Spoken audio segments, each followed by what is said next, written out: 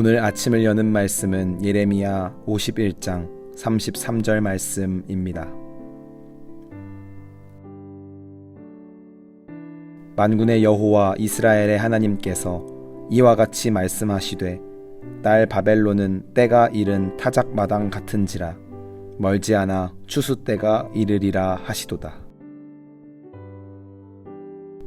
예레미야 51장은 예레미야를 통하여 전하시는 하나님의 마지막 말씀을 소개하고 있습니다.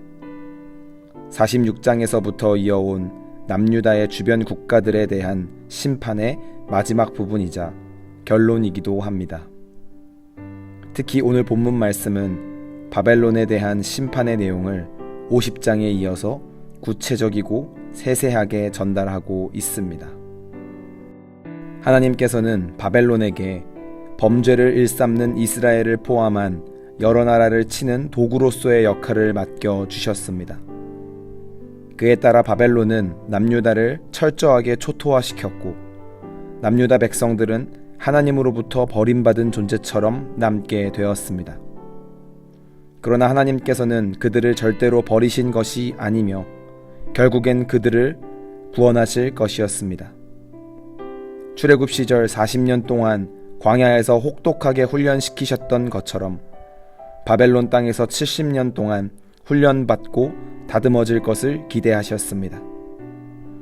하나님께서 남유다 백성들의 죄에 대하여 가혹한 징계를 내리셨지만 그것이 영원한 것이 아니고 일정한 정화의 기간이 끝난 후엔 다시 그들을 회복시킬 것이란 약속이 있었습니다. 그러나 바벨론은 이러한 하나님의 큰 뜻을 다 이해하지 못하고 교만한 마음으로 남유다 백성들을 지독하게 괴롭히고 고통을 주며 자신들의 시대가 끝나지 않을 것처럼 행동합니다.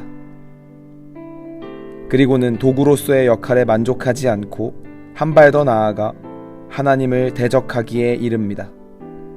예레미야는 그런 바벨론을 향하여 졸지에 넘어져 파멸될 것이라고 경고까지 했지만 바벨론의 악행은 멈추지 않았고 오히려 그 악행이 날로 더해갑니다. 이에 하나님께서 바벨론을 친히 원수로 삼으시고 심판자가 되셔서 그들의 멸망을 말씀하십니다.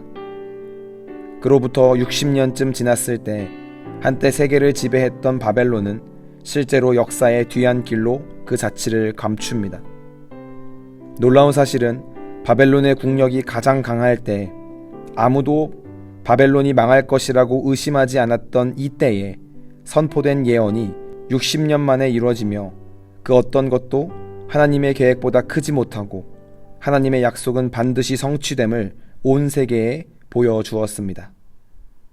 심지어 바벨론뿐만 아니라 남유다 백성들 또한 이런 하나님의 큰 뜻을 이해하지 못하고 하나님을 두려워하는 것이 아니라 오직 눈에 보이는 바벨론만을 두려워하며 떨고 있는 모습을 보여줍니다. 오늘 말씀을 통해 중요한 사실을 깨달아야 하겠습니다. 남유다 백성들과 바벨론이 범한 실수는 하나님의 큰 뜻을 헤아리지 못한 것에 있습니다. 성도가 신앙생활을 하는 동안 지녀야 할 중요한 신앙의 태도는 일희일비하지 않고 깊은 생각을 통해 하나님의 큰 뜻을 헤아려 보는 것에 있습니다. 바벨론 백성들은 하나님이 자신들을 심판의 도구로서의 역할만을 허락하신 큰 뜻을 깨닫고 선을 넘지 않고 겸손하게 행동해야 했으며 남유다 백성들은 바벨론을 두려워할 것이 아니라 자신들을 절대로 버리지 않겠다 약속하신 하나님의 말씀에 따라 지금은 비록 처참한 환경에 처했지만 하나님께서 자신들을 어떻게 회복시키실 것인지 그 큰 뜻을 헤아려보는 태도가 필요했습니다. 그러나 두 나라 모두 근시안적인 태도로 사는 실수를 범한 것입니다. 이를 통해 우리의 삶을 돌아보며 깊은 생각을 통해 하나님의 큰 뜻을 헤아려보는 지혜가 필요하겠습니다. 물론 그 큰 뜻을 다 알 수는 없지만 그 과정을 통해 내려주시는 하나님의 뜻을 하나씩 발견하고 순종해 나가는 성도가 되어야 하겠습니다.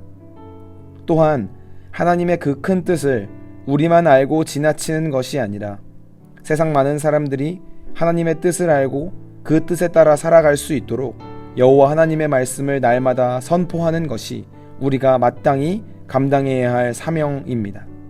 오늘 하루를 살아가시면서 기도와 말씀을 통해 하나님의 큰 뜻을 헤아려 보는 시도와 동시에 그 깊은 뜻을 세상 가운데 전하며 살아가는 귀하고 복된 성도가 되시길 바랍니다.